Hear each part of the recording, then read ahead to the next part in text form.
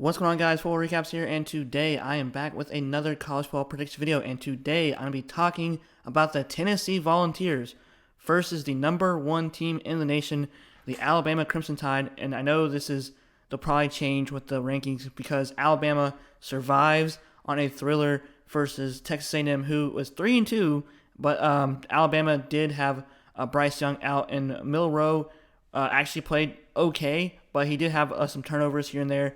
But I do think that Bryce Young is going to play in this upcoming game against the Volunteers. Hendon Hooker just dominated LSU. LSU struggled a lot. Tennessee's defense actually played really well. And, of course, as you guys can see in the front, that Tennessee won 40-13. And, of course, Alabama won 24-20. And Jimbo Fisher called a crazy, probably not a great play at the end of the red zone. And that pass, which they had 3 seconds left to win the game, so that was crazy. Hats off to Texas A&M because I thought that Alabama was gonna just destroy them because they just been struggling. But Haynes King actually played decent. Every time he threw, he looked like he was about to throw it high in the air for a receiver to catch it.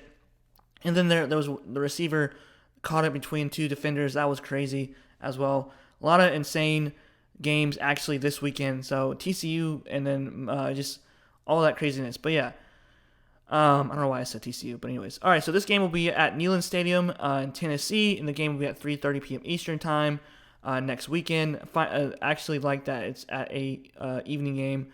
So 3:30. I like 3:30 p.m. games instead of 12 o'clock games. The match predictor will probably change after today. Right now it has Alabama with a 81% over Tennessee's 18.3. Also, I am making this video literally right after the Alabama game because I will not be home on tomorrow or Sunday, and so I'm making the videos right now. All right, so what I like to do is I like to go through the season leaders and, of course, the team stats. And also, guys, that I know that the stats will probably change after tonight's game as well. So Bryce Young, who was hurt the past 2 games, or was hurt against the Arkansas game, and the Milroe pretty much took over a little bit, but he will probably most likely be back for this game. He went completions to attempts 90 to 134 with 1,202 passing yards, 14 touchdowns, and 3 interceptions. Hendon Hooker has done a great job. Like I said before, that this is not the full update because of the games of today, but I'm reading the ones which is now. So he has 81 completions, 113 attempts, 1,193 passing yards, 8 touchdowns as well. Gibbs for Alabama has done a pretty good job for a transfer from Georgia Tech. 43 carries, 378 yards, and 2 touchdowns. Wright for Tennessee, 55 carries, 256 yards, and 4 touchdowns. Not too bad as well. Has more touchdowns than Gibbs. Holden has 17 receptions, 228 receiving yards, and 4 touchdowns. Hyatt has done a really good job. Has been their go-to guy with 23 receptions, 325 yards, and 3 touchdowns. All right, so lastly, the team stats. We have points per game, Alabama, 48, Tennessee, 45. Pretty much even. Defense, this is where it's key. Alabama, though, has been struggling against actual good competition. So their defense is a little shaky because they almost lost to Texas in the first game, and then pretty much Quinn Ewers got hurt, and then that changed the course of the whole game. And then Hudson Card actually played exceptionally well, even though he was hurt that game as well. So, and then they were kind of struggling against Haynes King, and Haynes King isn't really all that great in my opinion. I mean, they lost to App State, who App State just got they got beat pretty good against Texas State in the Sun Belt. All right, points allowed per game, 11 points to Alabama and 19 points to Tennessee. Total yards, 525 to 559, so almost pretty similar. Yards passing, we have 273.6 to 365.8, so that's pretty good. Yards rushing, 251.4 to 193.5. Yards allowed, 236.4, 407.0.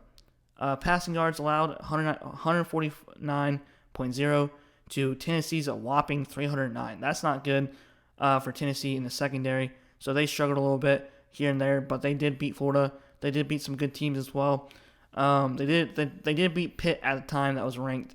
Of course, passing yards allowed, 149. Oh yeah, I said that. Okay, rushing yards allowed, 87 to Tennessee's 97. Boy, this game is going to be very interesting because it's at Neyland Stadium.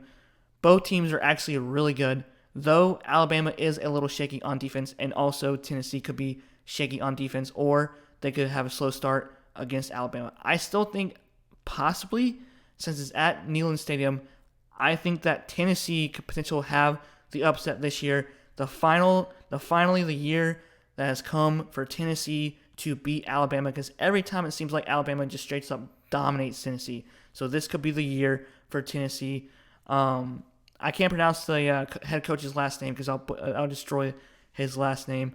So yeah, I'll leave it at that. But yeah, if Tennessee can win, I think they'll win possibly by 7 points. It could be 7 points. It might be a low-scoring game, like in the 20s. But if they can catch Bryce Young off guard, I know he's coming back. If they can contain the run, and then Alabama's defense is a little shaky, but I'll never bet on Nick Saban to lose this game. But I think that Tennessee might have the edge with a -7 at Neyland Stadium. I have no bias towards each team, but I do like Tennessee. Not a fan of Alabama, but I will never bet against Alabama. But this time, I'm going to choose Tennessee by -7 points. But I'll never doubt Nick Saban because they always find a way to win. But yeah, let me know what you guys think. Football recaps here. Hope you have a great day or a great night. And see you guys later, and peace out.